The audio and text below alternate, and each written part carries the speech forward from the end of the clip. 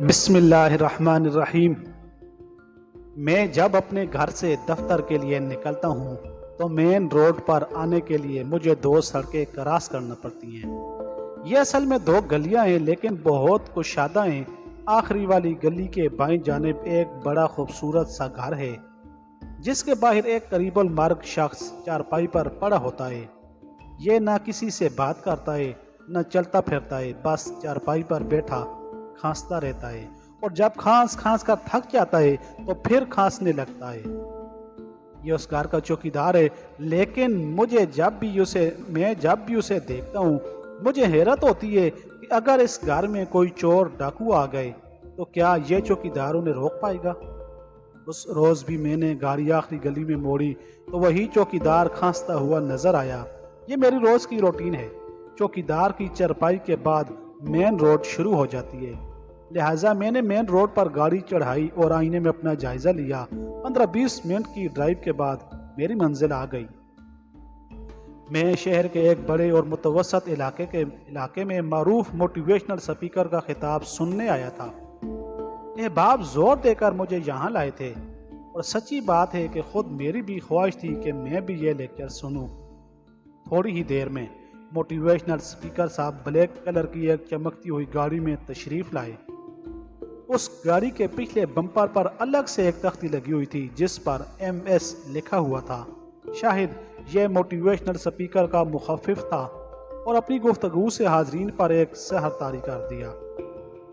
انہوں نے کہا کہ ہم لوگ اپنی اپنی زندگیوں میں اس قدر مگن ہو گئے ہیں کہ ہمیں پتہ ہی نہیں چلتا کہ ہم اپنے سامنے چلتے پھرتے لوگوں کو کس قدر اگنور کر رہے ہیں۔ اگر سکون اور خوشی چاہیے تو ہمیں چھوٹی چھوٹی غلطیوں کو بھلانا ہوگا، سب کو معاف کرنا ہوگا۔ موٹیویشنل سپیکر کی بات سن کر پورے حال میں خاموشی چھا گئی۔ انہوں نے پوچھا، کیا آپ لوگوں میں سے کوئی ایسا ہے جس نے کبھی اپنے باپ کو جپھی ڈالی ہو؟ کچھ دیر سکوت رہا، پھر موٹیویشنل سپیکر نے آہستہ سے کہا کہ آج گھر جائیے اور جن کے باپ زندہ ہیں انہیں گلے سے لگائیے، پیار کریں، اور اگر کوئی شکوہ بھی ہے تو اسے بلا دیں۔ پروگرام کے اختتام سے پہلے ہی مجھے ایک ضروری میٹنگ کی کال آ گئی اور اٹھنا پڑ گیا۔ میٹنگ 2 گھنٹے جاری رہی اور اس دوران کھانا بھی نہیں کھایا جا سکا۔ واپسی پر شدید بھوک لگی تھی، لہٰذا ایک جگہ روک کر کھانا کھایا۔ بھوک کی وجہ سے کافی زیادہ آرڈر دے دیا تھا، لیکن اب کافی سارا کھانا بچ گیا تھا۔ میں نے وہ سارا پیک کروایا اور واپسی گھر کی طرف روانہ ہو گیا۔ آخری گلی میں مڑتے ہی چوکیدار پھر میری نظروں کے سامنے تھا۔ میرے ذہن میں اچانک موٹیویشنل سپیکر کے الفاظ گونجنے لگے، کیا کوئی ایسا ہے جس نے کبھی اپنے باپ کو جپھی ڈالی ہو؟ خیال آیا کہ یہ چوکیدار بھی تو کسی کا باپ ہوگا، پتہ نہیں اس کو کبھی اپنے بیٹے کی جپھی نصیب ہوئی یا نہیں۔ میں نے کسی خیال کے تحت گاڑی چوکیدار کے پاس روکی اور پیک کروائے گئے کھانے کا شاپر اٹھا کر اس کے پاس آ گیا۔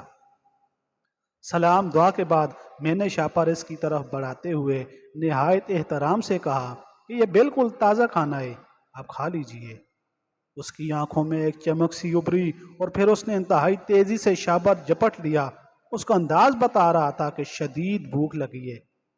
پھر اس کے بعد میرا معمول بن گیا، میں کبھی کبھار کوئی نہ کوئی بچا کچا برگر یا شاورما وغیرہ چوکیدار کے لیے لے جاتا۔ چونکہ اسے بولنے میں دقت ہوتی تھی، لہٰذا ہماری اکثر دعا سلام اشاروں کنایوں میں ہی ہو جاتی۔ ایک دن میں نے دیکھا کہ اس کے سرہانے کوئی کتاب پڑی ہوئی ہے اور وہ ایک ایک لفظ غور سے پڑھ رہا ہے۔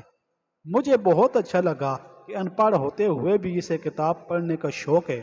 میں نے گاڑی روکی، سلام لیا اور قریب جا کر دیکھا تو ہوش اڑ گئے۔ وہ دیوان غالب پڑھ رہا تھا۔ یہ میرے لیے شدید حیرت کی بات تھی، البتہ یہ نہیں پتا تھا کہ کیا وہ واقعی کتاب پڑھ رہا تھا یا کسی اور کی کتاب اس کے سرانے رکھی تھی۔ میں نے تجسس کے ہاتھوں مجبور ہو کر اشاروں سے پوچھ ہی لیا کہ یہ کتاب یہاں کیسے آئی؟ اس نے مریل سی آواز میں ٹوٹے پھوٹے جملوں میں بتایا کہ یہ کتاب اسے بہت پسند ہے اور وہ جتنی بار پڑھتا ہے اتنی بار نیا لطف ملتا ہے۔ میرے ہاتھ پاؤں پھول گئے۔ غالب کو پڑھنے والا اور سمجھنے والا یہ چوکیدار میری نظروں میں مزید معتبر ہو گیا۔ میں نے پوچھا، کیا آپ تعلیم یافتہ ہیں؟ جواب اس بات میں آیا اور میری حیرت دو چند ہو گئی۔ اس نے بتایا کہ وہ ایم اے پاس ہے اور ریٹائرڈ پروفیسر ہے۔ یہ بات بہت الجھا دینے والی تھی کہ آخر ایک پروفیسر کے ساتھ ایسا کیا ہوا کہ اسے اس عمر میں چوکیدارا کرنا پڑ رہی ہے۔ اس رات سے بھی اس نے خود ہی پردہ اٹھا دیا اور ایسی حقیقت بیان کی کہ کچھ دیر کے لیے مجھے اپنی سانسیں روکتی ہوئی محسوس ہوئی۔ یہ بزرگ جسے میں چوکیدار سمجھتا رہا، وہ اس گھر کا مالک تھا۔ 3 بیٹے تھے، تینوں کی شادیاں کر دی، بیوی فوت ہو گئی تو یہ دیکھتے ہی دیکھتے بوڑھا ہو گیا۔ کھانسی اور بیماری کی وجہ سے بچوں کو تشویش ہوئی کہ کہیں باپ کی بیماری ان کے بچوں کو نہ لگ جائے، لہٰذا سب گھر والوں کے باہم مشورے سے طے پایا کہ ابا جی کی چرپائی گھر سے باہر لگوا دی جائے تاکہ وہ آرام سکون سے اور جی بھر کے کھانس سکیں۔ یوں اب گھر والے بھی چین کی نیند سوتے تھے اور ابا جی کو بھی اپنے بیٹوں اور اولاد کی جلی کٹی باتیں نہیں سننا پڑتی تھیں۔ انہوں نے بتایا کہ وہ اپنی اولاد سے بالکل بھی ناراض نہیں، کیونکہ انہوں نے کہیں سنا تھا کہ اگر سکون اور خوشی چاہیے تو ہمیں چھوٹی چھوٹی باتوں کو بلانا ہوگا، سب کو معاف کرنا ہوگا۔ یہ جملہ سن کر میں چونک اٹھا۔ یقیناً انہوں نے بھی موٹیویشنل سپیکر کا کوئی لیکچر پڑھا یا سنا تھا، کیونکہ یہ بات میں نے بھی وہیں سنی تھی۔ انہوں نے بتایا کہ ماشاءاللہ ان کے تینوں بیٹے بزنس مین ہیں اور بہت اچھا کماتے ہیں، تینوں کے پاس اچھی گاڑیاں ہیں۔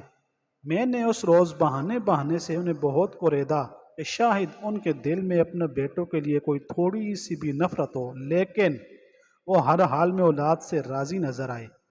پچھلے دنوں میں ان کے گھر کے قریب سے گزرا تو ٹھٹک کر رک گیا۔ ان کی چرپائی کے پاس ایک گاڑی کھڑی تھی۔ میں نے تھوڑا آگے جا کر اپنی گاڑی روکی اور پروفیسر صاحب کے پاس آ کر بیٹھ گیا۔ وہ فخر سے مجھے بتانے لگے کہ یہ گاڑی ان کے بیٹے کی ہے۔ اسی دوران گاڑی سٹارٹ ہونے کی آواز آئی۔ غالباً ہم دونوں کی گفتگو کے دوران ہی ان کا بیٹا گھر سے باہر نکلا اور گاڑی میں بیٹھ کر روانہ ہو گیا۔ پروفیسر صاحب نے بیٹے کی جاتی ہوئی گاڑی کی طرف دیکھا اور بے اختیار ہاتھ اٹھا کر بولے، خیر نہ جا تے خیر نہ لا۔ میں نے چونک کر گردن موڑی۔ گاڑی کافی آگے جا چکی تھی، لیکن اس کے پچھلے بمپر پر ایم ایس کے الفاظ صاف نظر آ رہے تھے۔ والسلام علیکم ورحمۃ اللہ وبرکاتہ۔